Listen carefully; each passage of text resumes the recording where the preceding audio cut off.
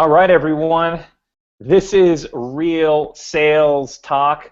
Welcome. This is Season 1, Episode 10, the very last episode of our first season, and we're super excited. We've got a friend and a guest on the show, Chris Marin of Convertist.com, joining us. Chris, how you doing today? Hey, doing well, Sean. And we got Henry. Talk to Henry J on the line as well. Henry, how you doing? Life is good, my friend. I can't complain at all. Awesome. You just got done dunking on some people at the basketball court, I hear. I wish. I made a jump shot or two. I'm so rusty with my basketball. I love playing it, but I'm terribly rusty. I guess it's just a matter of making it a priority. But never said I was good. Well, I'm just assuming you're playing like every night these days. I am. I'm trying. Cool. So let's go ahead and get started. This is Real Sales Talk, a show for salespeople by salespeople, which is what makes this so special. We're giving tips and tricks and techniques that we are exercising and practicing on a daily basis. This is real-time lessons that we're passing on to you, real-time success stories. All those other people out there that are doing similar shows are doing it using advice that lessons that they learned from way back when they were in sales before they got into full-time coaching and consulting. So this is going to be a really, really jam-packed show where we talk about prospecting and leveraging, rising above the noise of sales development. But before we get into that, Henry, for those that are talking about us online and want to use the hashtag, how can they do that and where can they do that? Yeah, so well, I want to talk about everything regarding social. So you can use the hashtag Real Sales Talk on Twitter. Sean and I are always on there and ready to engage. I have it open on the screen here as well. So if anybody's asking me questions there, I'll be ready to hop in and engage that with Chris and the team. Also, you can engage with any of us on social media. I'm at Talk to Henry J, at Sean and Mitchell, and then Chris, I know on Snapchat you're CH Marin. Are you that everywhere or? The CH Marin on Twitter is a different Chris Marin, so I'm _ Chris Marin on Twitter. Gotcha. Okay. And, someone beat you to it, Chris. Someone beat me to it, I know. But I took a Snapchat though, so. Yes, yeah, you were first on Snapchat. So because we're on a new platform, Google Hangouts on air, it works a little bit differently than our old platform, Blab. If you want to ask a question in the platform, there's going to be an option in the top right that will allow you. I think it's like the 3 bars you can click on, and then there's the option to chat. Ask us a question. We'll be happy to address it as they come in, and we'd love your feedback along the way. If you're listening to the recording of this, feedback is always easiest if you just hit us up on Twitter or Snapchat and give us your feedback, and we'd love to have your feedback if you're listening to the recording of this. If you're listening live, feel free to add your questions, comments in the little Google Hangouts box or on Twitter. So Henry, what do we got going on tonight? Yeah, so tonight is rising above the sales development, rising above the conversation in sales development, rising above the noise. So we brought Chris Marin on from Convertist, and wanted to chat in more detail about Convertist and really, what was the inspiration behind it and how people can use it and rise above the noise. Yeah, absolutely. I guess I'll track back a few years now. So I grew up in 6 different cities, but the one I spent most time in was Tucson, Arizona. So I was there for about a decade. I had just graduated from undergrad, and I knew that I just wanted to be an entrepreneur. I grew up in 6 different cities because parents went where the work was, so wanted to kind of carve out my own path there. So I ended up going back to the University of Arizona, went to grad school, and did the MBA route. while doing that. So I concentrated in marketing, MIS, and entrepreneurship while doing that, and I got the gig of a lifetime. I was able to do diligence analysis for the Desert Angels. They're a 90-person angel membership, and what I basically did was I sized up the competency of founders that were pitching them, their go-to-markets, their product, and after the founders did their pitch, they exited the room, and I came up on stage, and I gave my rundown of what I thought of their offerings and their companies, if they were fundable or not. So really, after that experience, right? So I did that for about a year and a half, and something that every time, like for seed stage, some of the Series A stage companies, I just noticed that it was really frustrating doing the marketing side of the diligence, like the distribution side, and figuring out if they had scalable customer acquisition going for them. What I ended up pledging to myself was, when I start a company, I need to figure that out first, so that when the diligence kid ends up sizing my company up, I make it easy for him, right? So that's kind of how I ended up going into that. Right after the internship, I ended up starting a little company called Nice Find. It was like a recruiting company that charged both the job seeker and the people seeking employees, right? So people with job orders, and placed a few marketing gigs, placed a full stack development gig, and from there, basically, one of the companies that I ended up doing diligence on, did a little acqui-hire. So that's how I ended up out here in Vegas, actually. So, I headed up growth marketing for them, and we were looking at what exactly to do. We had just raised $2.5 million. What exactly do we do to add fuel to the fire and get scalable customer acquisition working for us? They tried answering questions on Quora, right? They took a stab at social, for instance, and a few other channels, but it wasn't driving consistent lead generation for them, and that's what I came in there to do. And I said, you guys are charging mid-size, enterprise-size contracts. You've got to do outbound lead generation. So I rolled that out from scratch over there, and ended up hiring a few different sales development reps and made that a process out there. And so from there, I did that for about a half year, and ended up going from that company, seed, Series A stage, out to a Series B, Series C stage company, and led their growth marketing for a year. And before I ever started that gig, I had founded Convertist, and that was my side project during that entire time. So at some point, it just made sense to take the plunge and go for it. So you started creating the content that was generating leads at some of these other companies, which then, at what point did you realize that you wanted to start the side project of Convertist? Yeah, so after the stint at JobHive, while I was doing that, I was head of marketing there. If you're the head of marketing at any angel or VC-backed company, you're going to get your inbox flooded, right, with all of these different, basically people just trying to hop on a 5 or 10-minute call with you, right?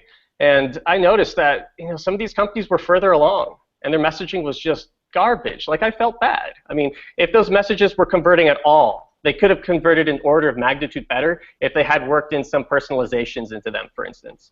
If they had done 3 minutes of diligence about that company and looked them up and made it a little bit more personalized.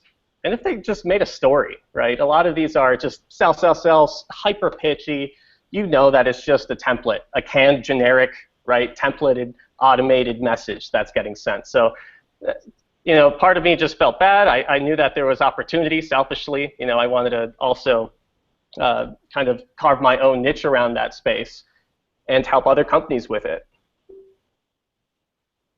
At what point did you think that you really had a good grasp on what was working and what wasn't? You were seeing all these emails come in, and these sales reps are trying to pitch you. At what point did you realize, okay, this one is a really good one because of X, or this one is really bad because of Y? Yeah, I mean, I am a huge fan of having a system, having a process. And the genius is in asking the right questions with a good system. that you end up testing. So there were a lot of messages, a lot of subject lines, a lot of bodies that I ended up testing that didn't convert. But eventually, after about half a year, right, of that ramp, of that initial ramp, and also, I encouraged my own sales development representatives to test their own templates. If they had ideas, I wanted that, right? So after a little while, for a lot of industries, I found what those sweet spots were, what that messaging was that really resonated and got prospects to engage and hop on phone calls. Sometimes it was working in a referral from the C-suite or the VP suite that works well in, for instance, hospitality or food and beverage or recruitment. Sometimes it's just off the bat, just coming out with a very solid value proposition. And that works well for the C-suite. A lot of the C-suite, that'll work. So trial and error, really. After about a half year, I feel like I found my sweet spot doing that. So were you also doing some of the sales calls, or were you kind of once you got people to respond, were you passing that off to a sales rep? Yeah, so I was doing both. I ended up doing the discovery calls. The SDR lines up the discovery call, and then they hop on the phone to qualify them. First and foremost, you qualify, right? You don't sell everything to everyone. You can't be everything to everyone. So for that reason, hopped on a call 5, 10, 15 minutes sometimes, and just gave them just a rundown of 3-4 questions. And it's super low stakes. Like, you're not selling anything really. You're really just screening them, seeing what they've tried, what they haven't, and what's worked and what hasn't, right? And that will lead into that conversation of, hey, are you looking for a demo? And initially, for the first few months, right, I handed it over, right, to an account executive who took that demo and really worked it into an opportunity and worked that opportunity into a deal. But eventually, right, I wanted to learn the entire funnel too. So that's what I'm doing now. And yeah, it's the entire funnel after about that half year mark ended up wanting to get my feet wet there too. So Chris, was it all like try error, or were you also diving into books or anything like that, and kind of testing out other people's things? And if so, where else were you kind of looking and learning? I'd love to hear. Yeah, of course. So Jeb Bland has a pretty good book, Fanatical Prospecting. It's super. It's more on the spectrum of sell, just hit the calls and sell. But I like that. I like that spirit. I like that hustle. It's visceral. So I love surrounding myself with that type of energy. I took that sort of approach and put a personalized framework to it. A lot of my inbox is people reaching out, sales development and business development reps. And when I see a good message, I won't respond. It's reason being because I want to see what their emails 2, 3, 4, and 5 look like. So that's one way that I ended up learning, right? Is what are those cadences look like? Because that first email was great. I want to see what that second email looks like. And yeah, I mean, some of it is looking at what others are doing and repurposing it, right? I'm not going to copy someone verbatim, but I will see, I like that personalization. I'm going to tweak it so that it's coming from my voice. It's coming from Chris. It's coming from Convertist. But I'll basically take that and apply the same framework. Awesome. Yeah. No, that. Yeah. I think it's huge to. I think learning from others' mistakes and et cetera definitely helps out in terms of speeding up the process of getting there. Absolutely. Yeah, one of my, surprisingly a good lead gen channel for me is when I get a garbage email template, I'll just ask them, are you open to feedback? Hey, I want to help you. Some of these people, they come back and they're like, actually, yes, where have you been, right? So. Yeah. Hey, you gave me some feedback on mine on Snapchat the other day. That's right. Yeah, it was a good message. Garbage one, but That was a good message. Yeah. A few tweaks. Yeah, exactly. So I guess for the sales rep who's listening to this right now, and as well, I'm really curious, Chris, to know what are some of the elements or components that make a prospecting email successful? Because that really, to give some context for how we just got started talking about this idea of having you on the show, was you and I were corresponding on Snapchat, and I'm not quite sure how the conversation started, but I remember just getting the clear impression that you were passionate about this, number one, and you knew a lot about it. And so, that was kind of the trigger to be like, okay, we need to have you come on the show and talk about this. So what are the elements of a successful prospecting email? Go ahead and break that down, because I know you can talk about that pretty easily. Absolutely. So one of the things that I like to say is have a story, right? If you lead right into your value proposition on the first line, right? Sean, comma, we have leads for you. Something. I actually saw that email today. I literally saw that email today. Chris, comma, we have leads for you. Like, that's coming on way too strong. That's the first email, by the way, too. So it really comes out of the blue. And you just, who is this? Who's it coming from? And the subject line was, when's the best time for a phone call? Which is a little too long for most subject lines. It comes on too strong. And even if they did have leads for me, I completely discounted everything that they had going for them, because if they did have leads, if that is their lead generation approach, I can't take it seriously. So have a story. Should they have rather than led with value first? Yeah. So at least lead with, I'm Chris, right? Lead with who they are, what company they're working at, and what their function is, right? In one sentence, right? So, my blurb when I use it is, before I founded Convertist, I ran sales development for a few venture-backed companies, right? And that says a story. It sets the scope of the email, and that's a good way to lead into, right, asking them for hopping on the call and explaining a little bit more about what it is you do. So if you establish, and it's important to be brief and concise. You should do it in about a sentence or so, and basically to establish who you are, what you're working on, and why it's of value for them, why you got in touch in the first place. And yeah, I mean, a lot of companies do offer up value.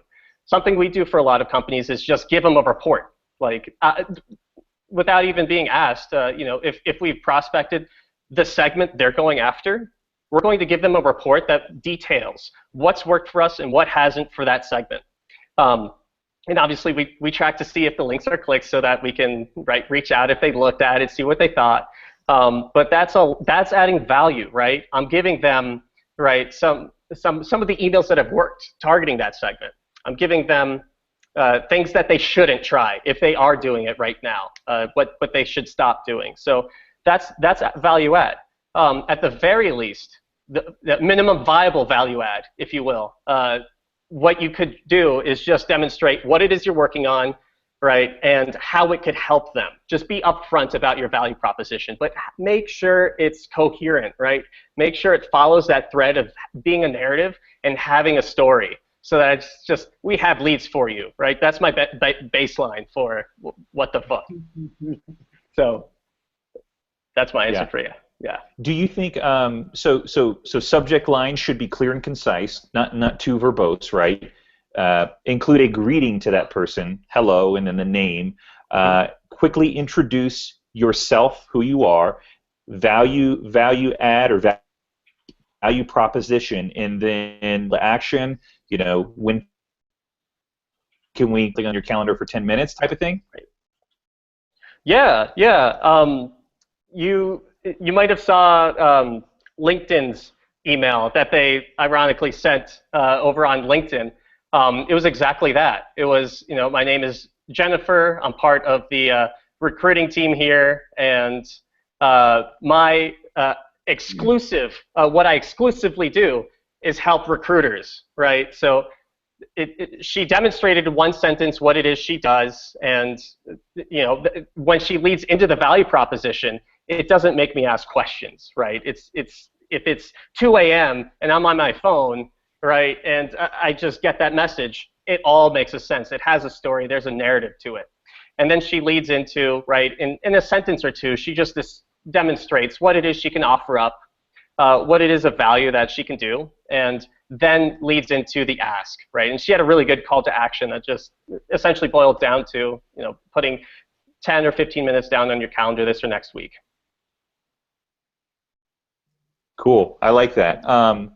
There was another thing that kind of popped into my head as you were talking about that. Do you think, does it matter when you do the introduction after the greeting, does it matter if you introduce yourself or your company or both? Yeah, I've seen both.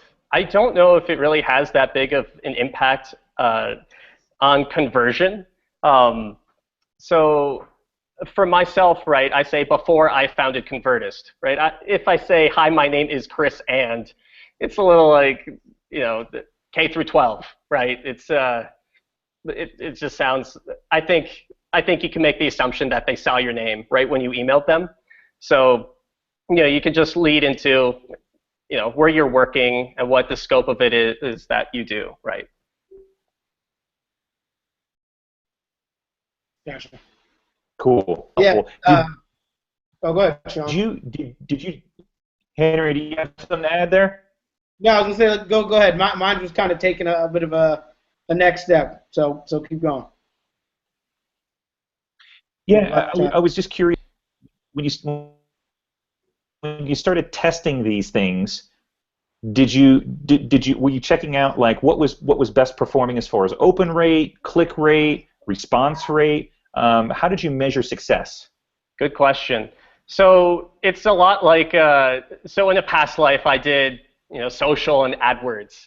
I didn't talk about that, but that's where my traditional background is. And when you're doing an AdWords campaign, you're testing, getting them over to the next step, right? So it's steps of the funnel or layers of the onion, however you want to think of it.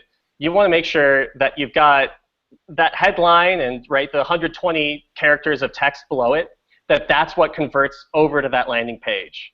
And then you measure the conversion on the landing page. So you want to measure, first and foremost, the open rate, because that will tell you what your new A test should be for your new split tests, right? So you test the open rate, and then you lead into the body next.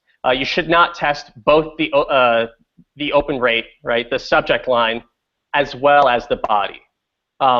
Another thing that is worth mentioning is if they've got an email client like Google Apps up or Outlook, they'll generally see that first sentence right next to the subject line.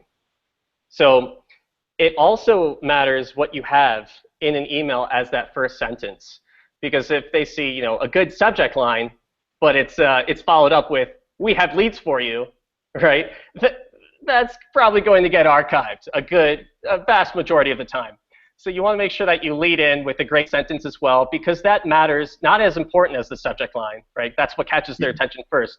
But they will see it as well before they open up that email. A lot of the time we'll work into personalization right there, right? So we'll spend 3 minutes looking up their account, looking them up online and basically just seeing what perhaps they've written an article or they've had a blog post, right? Hey, I really like your last article on leadership. In fact, we're throwing our first company retreat next week. Something along those lines. Something that is personalized, something that shows that you give a shit. They're not just prospect number 356 on some list that you purchased from Siberia, right? It just demonstrates that you did some diligence, you did the upfront work, you're looking at what it is that they do as a human being, who are they? And you work that in right near your subject line, right? After their first name, right? So Sean, comma, I really love your sales podcast, right? Something along those lines. So that matters, and then you test for the body. So you would do that, and then do your intro of who you are. Yeah. I mean, we'll work in Sean, comma, or Henry, comma, and if we find a good personalization, we'll use it. I've seen some messages without that personalization. It'll just plug their title, or maybe it'll plug their company, and those can work as well. But if possible, right, the personalization, especially because it gets them to often open the email if they see it right there next to their subject line.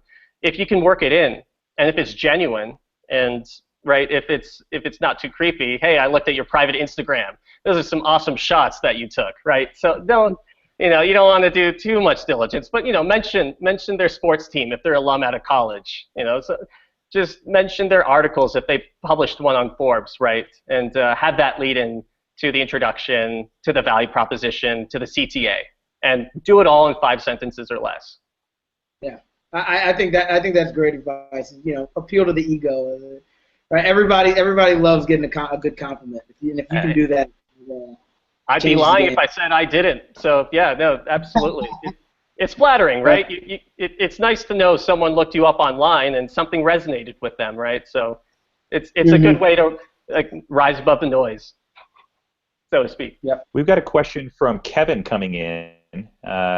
Kevin is asking, what are your most common objections, and how long does your average call take to book a meeting? Yeah, great question, Kevin. So what we often get is that request to send more information, which is almost always a polite way to say, no, stop emailing me, go away, right? So when I get that, what I generally do is I don't send them, 3 case studies and an ebook. Generally what I'll do there is kind of give them a brief rundown of what it is that I do, maybe why I'm doing it, and have that lead back into the CTA. That is, doesn't make sense to hop on a call and see if it makes sense to work together. So that is often, that's not a sales call objection, that's getting to the sales call objection, and probably the most common one is that request to send more information. So I would recommend, and everyone gets it, it's standard, it's super standard, so you'll often get that, send more info, and the way to get around that a lot of the time is, and you got to test to see what that message is that will get them to turn around and get back and consider and entertain the idea of hopping on the call again. But it's not going to be sending a 16-page report over their way that they will not sift through, right? They're just going to archive that message too and say, great, I'm not in their email cadence anymore. So that's a very common one. Another one is just, we don't do outbound sales. So this is an actual discovery call objection. We don't do outbound sales, and it's working great. Answering questions on Quora really is scaling our customer acquisition. If we get something like that, we'll just tell them, look, is lead gen something you're after, right? So do you want to grow revenue? Are you looking at growing your top line so you can grow revenue? Yes? Okay. Tell me about your ballpark contract size, right? So I like to ask that on these discovery calls too, is, what are you charging? Because what I'm getting at there is, does it make economic sense for you to do outbound lead generation, for you to do outbound sales development? So when I lead into that, I'm looking to hear, numbers in the tens of thousands. Sometimes it can work if your lifetime value is 10K, maybe 5K. I've seen it work there, but that is the very lowest, right? If someone gives me $3,000 lifetime value, I can't. You can't work with that. That's okay. So, that's the most common objection that I get is, lead gen is great. We're not doing outbound, and then I'll work into, well, A, are you looking for more lead gen? First and foremost, is it like your calendar's slammed and you don't have the resources to close people? No? Okay. Tell me about your ballpark contract sizes. Oh, okay. It's about 20K a year. I got to tell you that this makes sense. Having prospected your segment before, right? I know the messaging that generally converts. I've written that learning curve, right? So I know that I can help you, and from there I try to work them into a pilot just to see if it makes sense or not, right? If they're on the fence, I'm not going to get them into a 3-year commit up front, right? So just layers of the onion there. So Chris, most of your lead gen, are you doing mostly email sequences? Are you also doing cold calls, or how are you approaching that? Yeah, so we start off doing emails. So that's pretty much one of the flagship of doing sales development is doing the emails, right? Using the same type of messaging that I just mentioned. From there, what I like to do is we like to refer to ourselves as a spiritual sequel to the email automation lead gen companies out there, because we also do phone calls too, right? So we'll hop on the calls and actually sequence them or schedule them in the same way people schedule emails, right? So we'll be coordinators, right, for our partner companies. We won't do hard selling for them, but we will line up the calls, right? So after that second or third email, I love this term.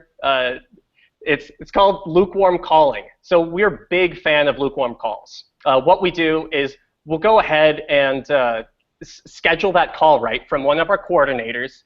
And the narrative of the call is as follows.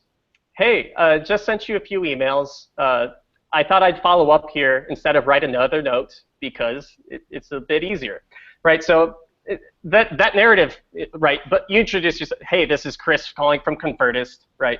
And then lead into, right, the lukewarm call narrative. Tried writing you a few times over email, thought this might be easier to reach you here over the phone instead of write you another note, right? It's so much better than a cold call. Reason being because that rapport is there. They know you've been in correspondence with them. Yes, exactly. Even though all you're doing is alluding to the cold calls, right? That's what you're doing. The lukewarm calls essentially it demonstrates that, hey, you're following up on those cold calls, right? So and what we do. What if you reverse it? Yeah. What if you reverse it and you go phone call, notate that you're going to follow up with an email? Does that work equally good, better, or worse? It depends on the segment, Sean. So we've noticed that if you're looking at targeting directors of HR, for instance, or maybe directors of food and beverage, you've got to do the emails first, leading into the lukewarm calls. If you're targeting CEOs or CFOs, their inbox is the most flooded thing you've ever seen in your entire life. Not too many people hop on the phones and call them, end up calling them, though. It's surprising. Even like CEOs at later stage companies, people pick up the phone a lot less, even if they are getting a couple calls a day, right? Compare that to, right, the dozens or hundreds of emails that they're getting, the cold emails that they're getting a day. So for the C-suite, a lot of the C-suite will schedule the calls first and then lead into subsequent emails after that we end up deploying. But the framework that we use for most of our partners is we'll do the 2-3, right, crafted, personalized, hyper-relevant emails. We will lead into a lukewarm call. And from there, we will follow up over email with a subject line like, just tried calling, or just tried your line, or just left a message. The open rates on those emails is about 60%. I've never seen emails with conversion rates like that, right? The next highest are generally somewhere in the 40 to 50%. I mean, off the one email, not a campaign open rate per prospect, but off that one email, what the open rate ends up being. So at the end of it, we've had about 6, 7, 8 touch points, right? The first 2 or 3 were emails, scheduled the lukewarm call, and followed up, right, with the just tried calling narrative over email again, right? So I guess you could call them lukewarm emails. And the idea there is that it really demonstrates, above all else, that you do give a shit. Now, being in this space, I'm always thinking about where sales development is going. And I don't anticipate it ever changing from emails and calls anytime soon, but I do see social taking up. I've been experimenting with the Calendly, for instance, a company called Calendly, and what they do is let you sequence Twitter, like favorites and retweets and even messages, individualized to each different prospect that ends up being on Twitter. And you can even tee that up into emails, right, and other different types of channels. So it's something, I gotta move around here, a little low on battery. So that's another channel that I'm looking at. Video is another one as well, when you're full on battery, that is. What was the application you said for scheduling and engaging with people on social media? Calendly, CALENDLY.com. Great. Did that go through? Is my Wi-Fi just? Yeah, it's a little bit shaky. Okay, I'm going back to where there's Wi-Fi. So while you're walking back and plugging in your computer, we've got another question from Kevin. Kevin, thanks so much for the great questions, and let me know if you want to punt this to either Henry or I. But Kevin's asking about how many dials should a sales development rep, an SDR, be making a day to be successful? So, yeah, no, wonderful question. That really depends on the company or the type of companies you're targeting and how big that market is. So off the bat, what I like doing for a lot of our partners is just seeing how big that landscape is, how big the market is. And that'll inform the degree of personalization and research that you should be putting into each prospect.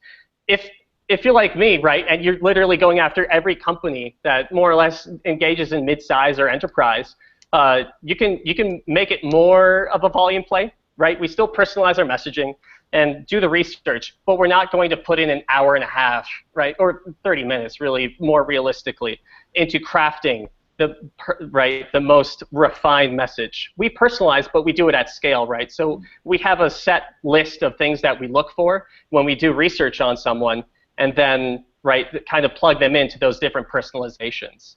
Now, I've heard of some companies that, have their SDRs reaching out to about 20 prospects a month. A day, 20 prospects a day, but making sure that, they're call and email touch points, and that each email, right, that is as hyper-relevant, hyper-personalized as it can get. So to kind of dive into that a bit, what are like, and you don't have to tell us your exact ones, but like what are like the few things that you may look for so that you can scale personalization? Right. So I think I mentioned it in an article, for instance, or a blog post. People love it when you acknowledge the fact that you've read something that they wrote, right, and that they published on the internet or in any publication, really. It just demonstrates that they're being heard, right, which is flattering, and two, that you put in the work to look that up. If you notice that you went to the same university, that's also another great one to mention. If someone raised seed financing or Series A or Series B, Series C stage financing, I can say I know what it's like, right? So that's an exciting milestone. Get ready to hustle because it never gets easier, right? So I can kind of demonstrate some rapport in that way if they've raised. So that's a trigger, right? That's not a personalization. That's more of a trigger. You notice that they raise the financing round, and that could lead into something. So you can do it off of triggers. You can do it off of different personalizations, right? Just looking at if they've got a Twitter, that's a great place to look, and just see what it is that they've mentioned. What is this person like generally, right?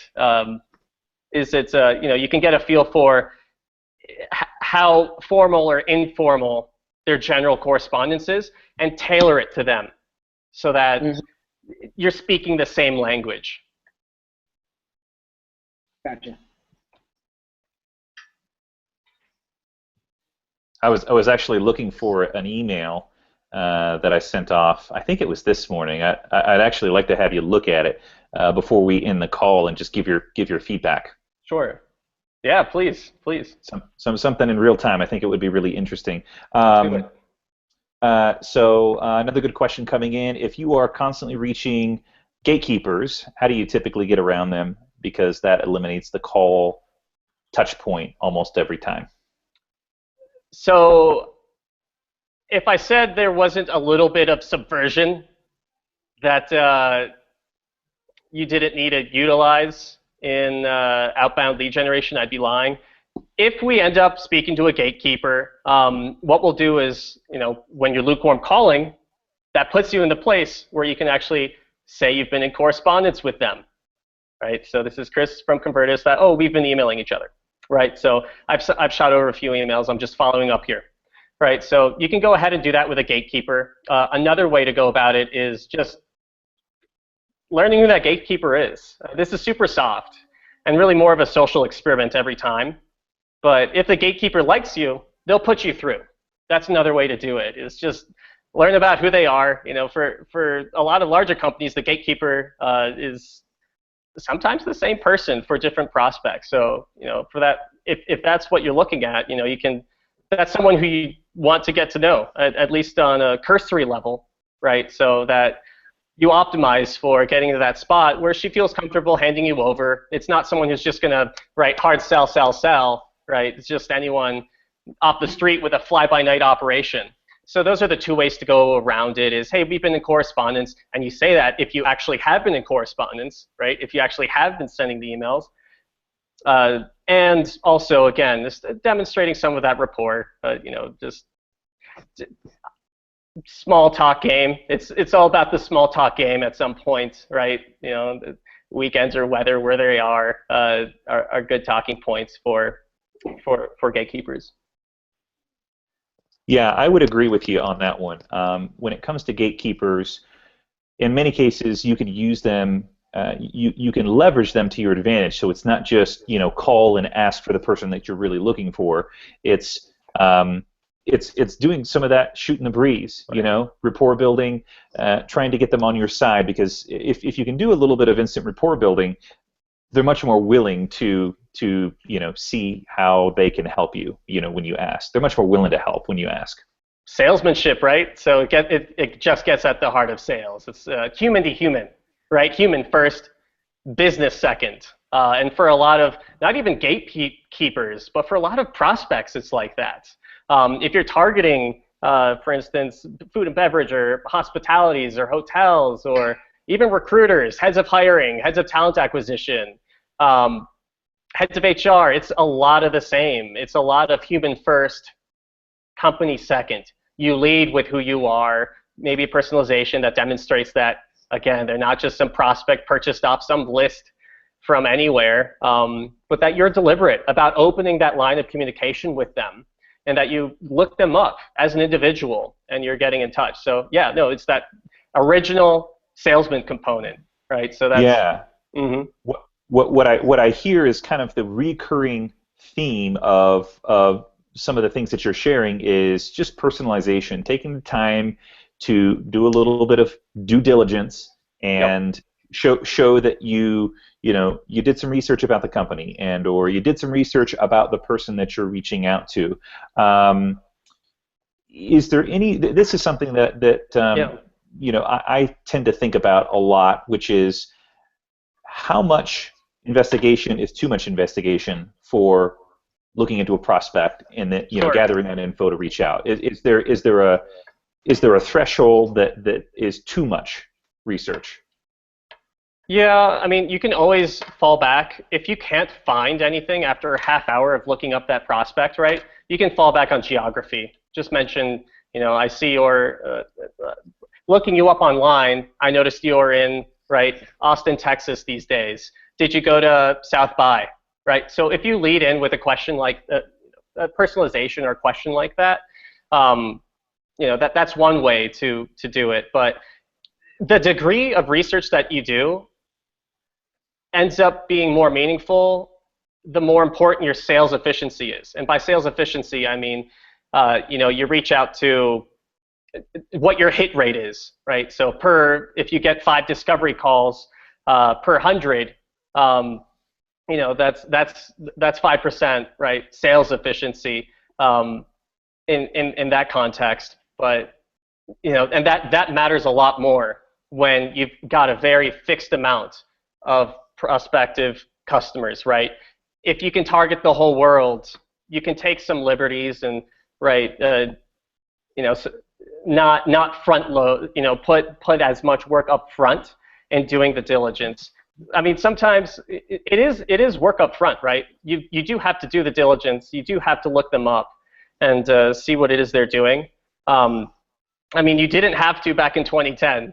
I mean, back in 2010, you could actually, at a ton of companies, reach out to the C-suite, reach out to the VP suite, get introductions, right? Work referrals over the right person, mention that person's name who gave the referral, and then have that lead into the phone call, like clockwork.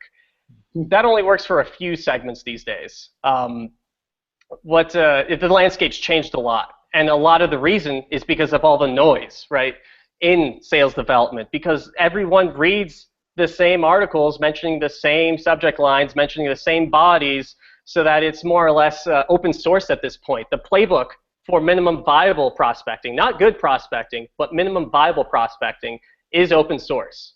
Anyone can look it up, right? Anyone can look up those blog posts, see what it is. Anyone can read the same, right, 3 books and more or less approximate the same things. But what everyone else is sending. That executive received dozens of other emails exactly like that one that day. It's not going to move the needle for them, right? It's not going to get them to hop on the call. So you've got to do that work up front if you're prospecting and targeting those industries where they are getting targeted every day, like CEOs, CXOs, right? Heads of marketing, heads of sales. I mean, their inboxes are flooded. You have to do that work up front. Let's remove, so let's say you're doing the research. You remove website. Let's just take website out because that's an easy one. Yeah. Are there some other resources that you would use to try and do some intelligence gathering for the person that you're reaching out to make the communication more personalized? So you said removing website, like their company's website? Yeah, I mean, let's say you couldn't go to their website and find any information on their website.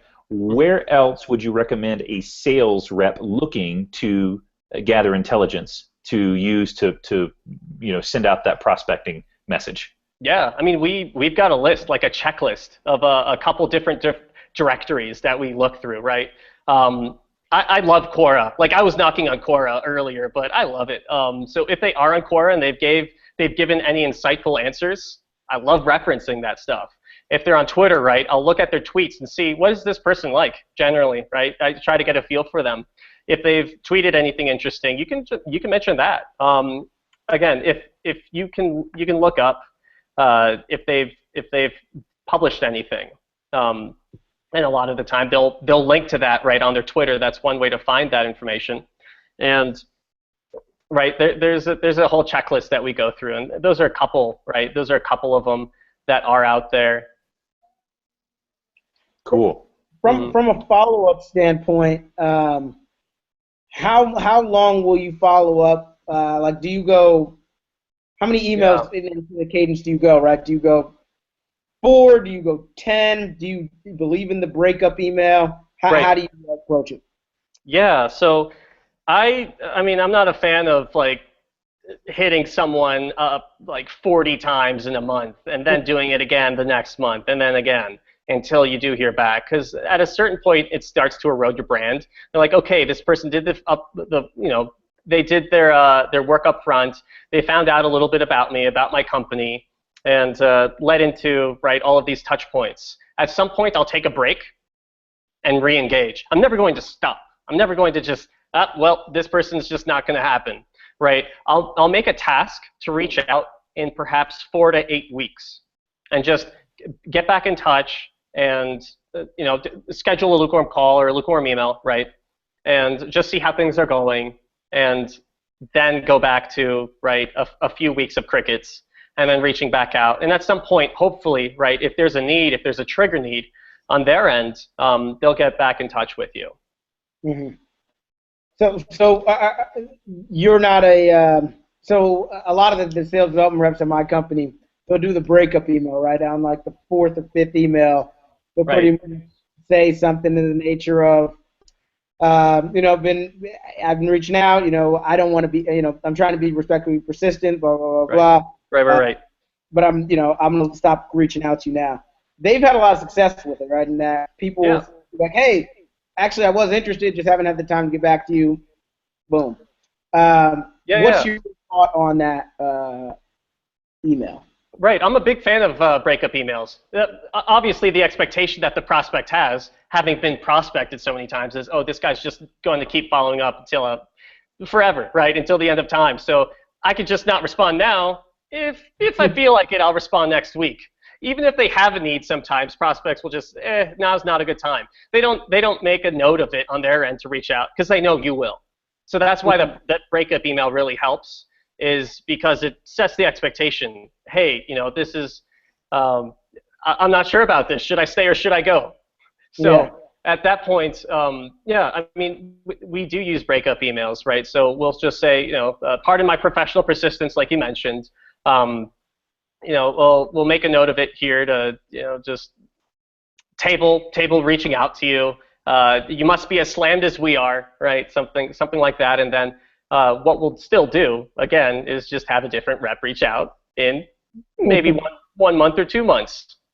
Yeah. The game. The game. Yeah. No. I was just curious. Yeah. So do you want to take a look at my email? I've actually managed to find it. Let's do it. let me share my screen here and have you just rip it to shreds. I can't wait. Let's do it. Yeah, let's see here. Let's go with this and share. Okay, so is that coming through? Yeah, okay, I see it. Okay, so hi Chris, exclamation point. All right, so as far as exclamation points go, I am wary about them a lot of the time. Too much enthusiasm. Who are you sending it to? That's what matters first and foremost. What segment are you sending it to? What types? What function titles? This is reseller of cat earth movers. Okay. So I'm thinking unless you notice that the prospect likes to use exclamation points a lot in their own writing. If you see them laden throughout their Twitter feed, right, then go ahead, feel free to use it. But generally, when it comes to exclamation points, I don't use them until they've used it first. Once you've seen that they've used it, you can go ahead and use exclamation points all you want. So that's my first piece of feedback here. Let's see. So just called you, but thought I'd follow up with email. Do you leave a message when you call, Sean? Yeah, usually. Okay.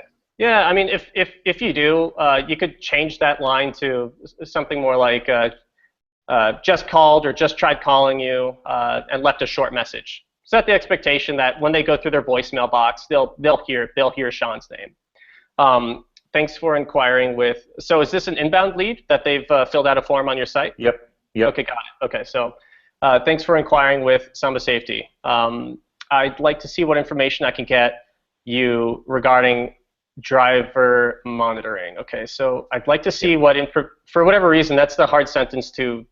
I'd like to see what information I can get you regarding driver monitoring. Regarding so driver monitoring is a product. Right. Okay, that's a product. I'm trying to think how could you kind of spruce that up so that it pops out a little bit more. Yeah. Or when you say thanks for inquiring, going one line back. Maybe thanks for getting in touch. Yeah. Right. Something that's a little bit more casual. Yep. Instead of inquiries and I don't know. That's not a choice word in my mind.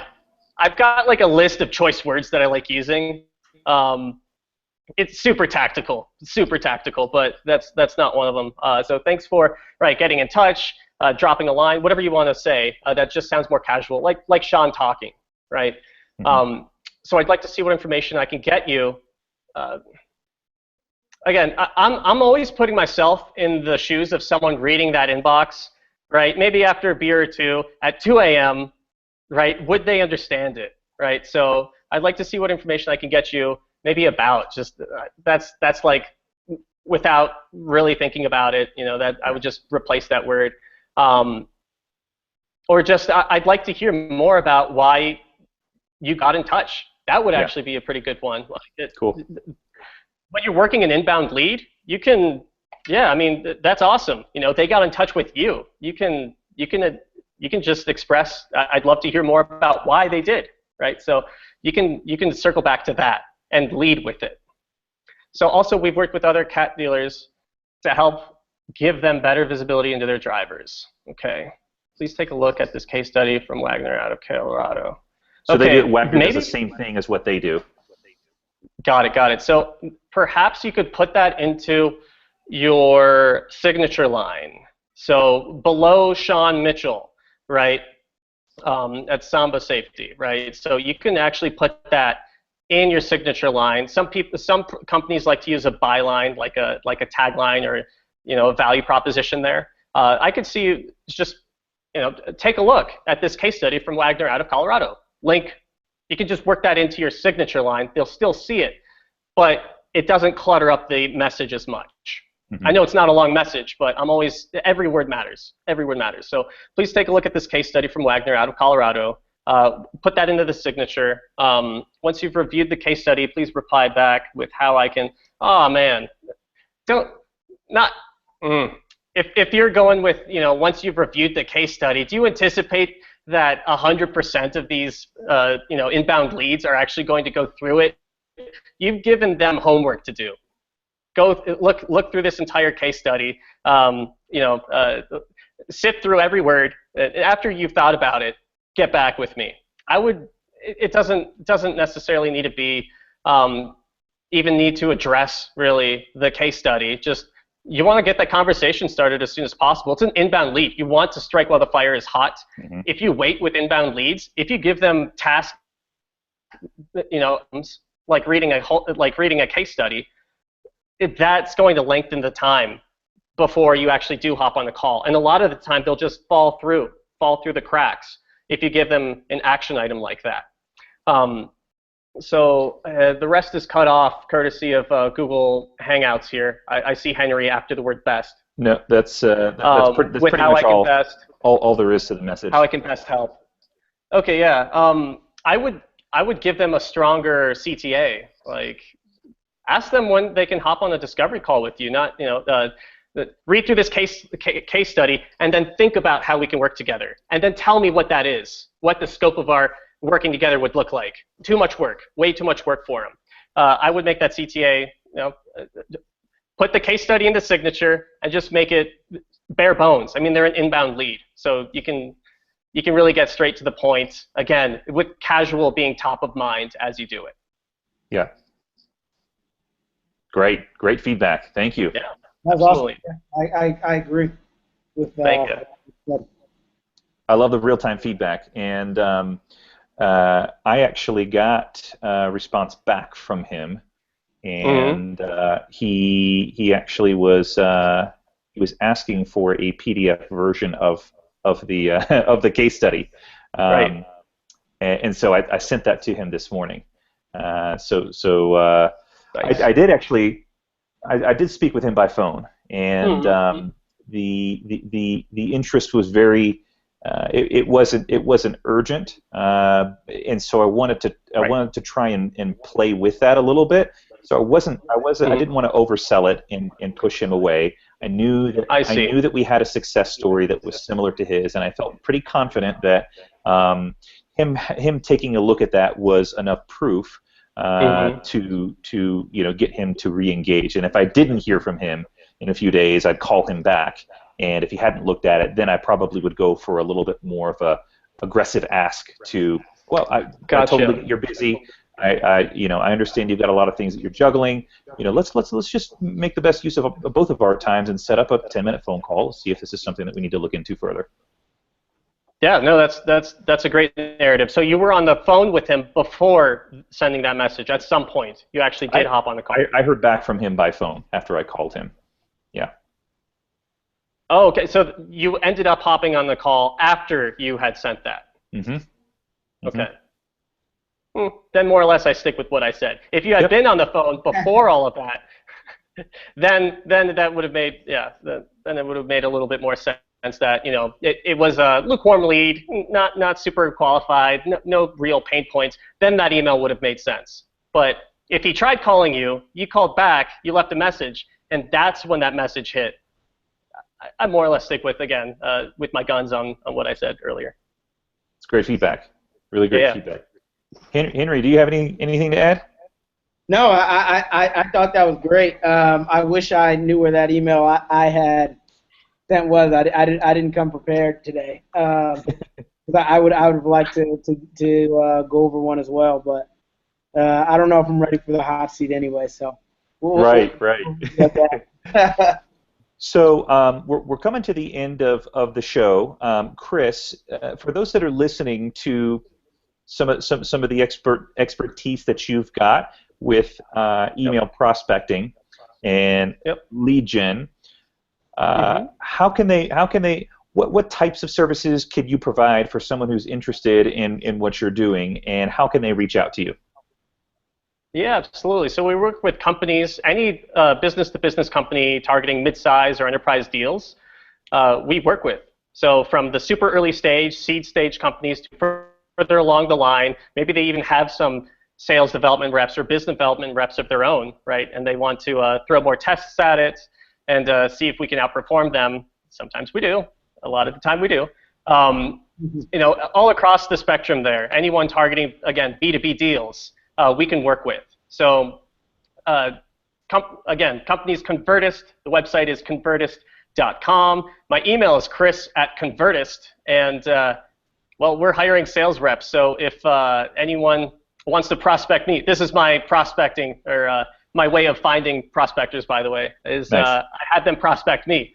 I make my email address known, I make my number known. Hit me up. Let me know what you got. So get in touch. But yeah, any B2B companies out there, again, targeting those mid-sized enterprise deals all across the company life cycle would help. And if nothing less, I'm happy to offer up my insight and feedback into what your messaging is, what your workflow and processes look like.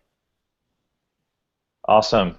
Chris, thank you so much for coming on and sharing your knowledge and your expertise. It's been incredibly valuable, and I've learned a ton just by listening, and that's one of the cool things about doing a show of your own is you can invite people that you want to learn from on the show, and grow as well. So really appreciate you coming on, Chris. And for those that if you're going to rewatch this the recording. This will actually be available shortly on YouTube. Since we're using Google Hangouts, it's actually sending that to the YouTube channel, and you can find that almost immediately after we've hit the recording stop.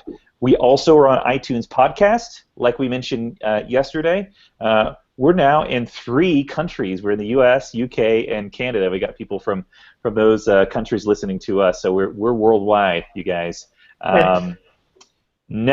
The next time we do Real Sales Talk, it's going to be Season 2, and we're going to take a little bit of a break.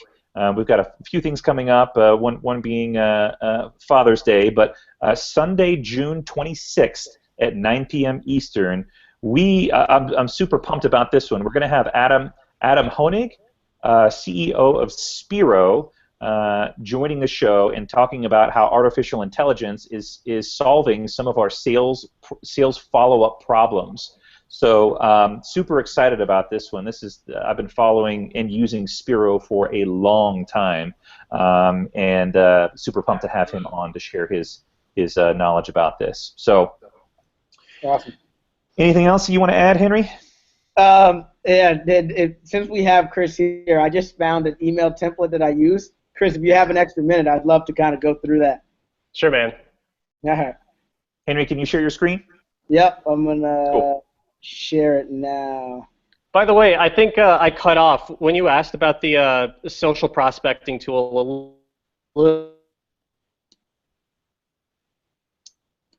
Uh-oh, you froze, Chris.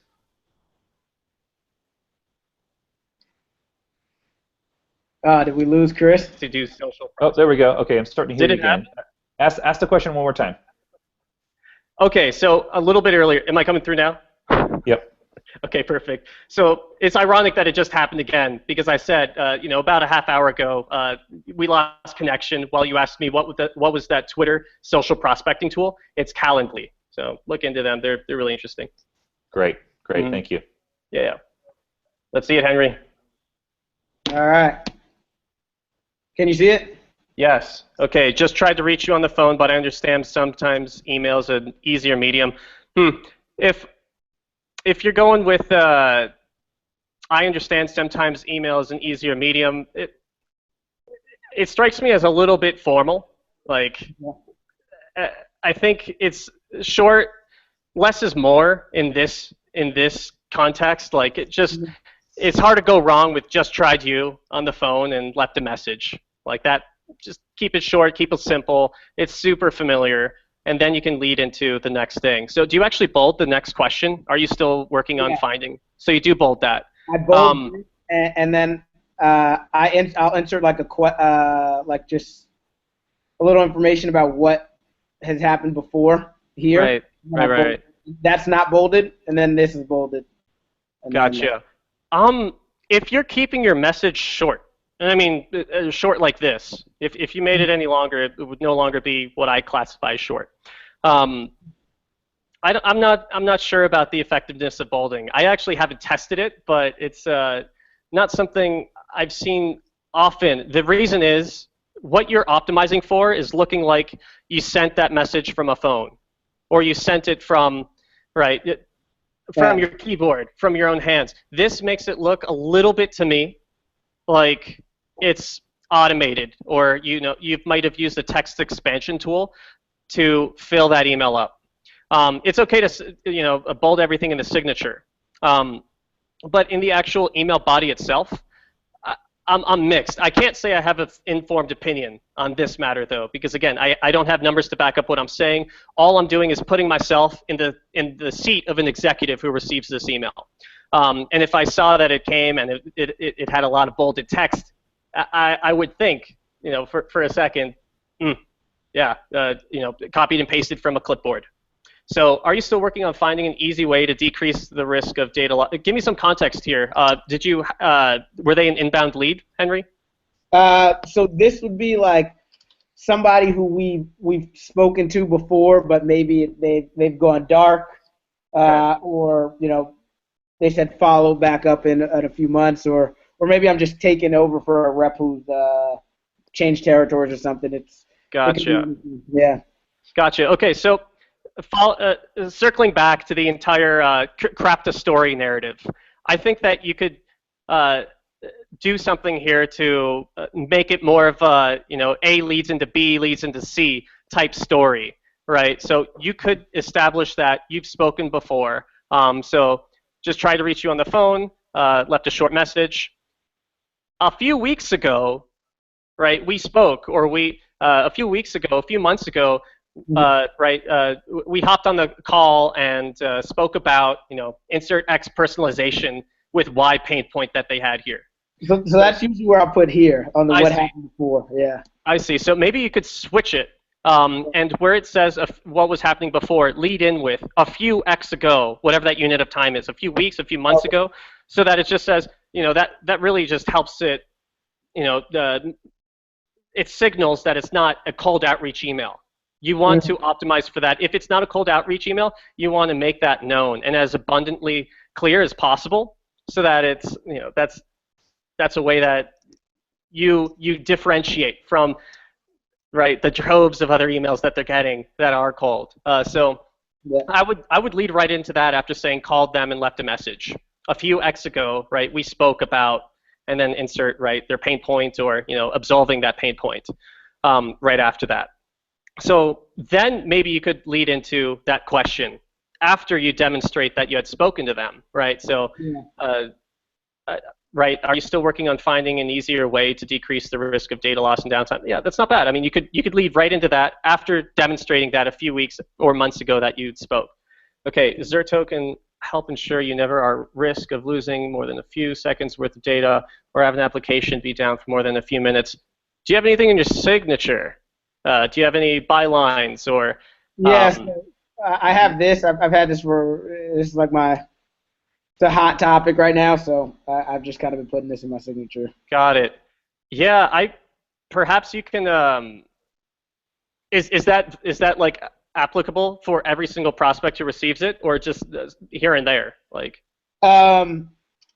So I mean, everybody's kind of worried about it now, but nobody knows that we do it. So yeah, I'd say most people it's applicable for. Yeah. I'm wondering if there's a way for you to work that in there, because what we're optimizing for, again, is making this look like you were on the field somewhere, right? And you thought about that prospect. They just popped into your mind, and you're just, you took out your phone and you're just writing them a short message, right? So I think you can. It's not having the message, but if you remove that, it would substantially reduce it, so that it's just ABC. It's like 3 sentences. Remove this?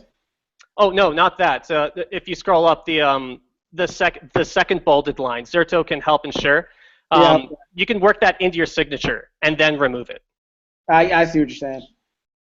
So yeah, again, you can make the call to action. Are you still working on finding an easier way to decrease the risk of data loss or downtime, or even just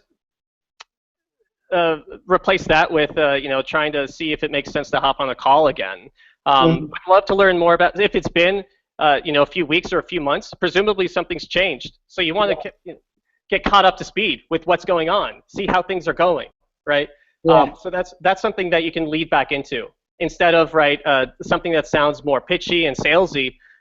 It can just be I'll start from scratch here. Hey, customer, just tried reaching you on the phone, left a short message. A few months ago or weeks ago, we spoke about X.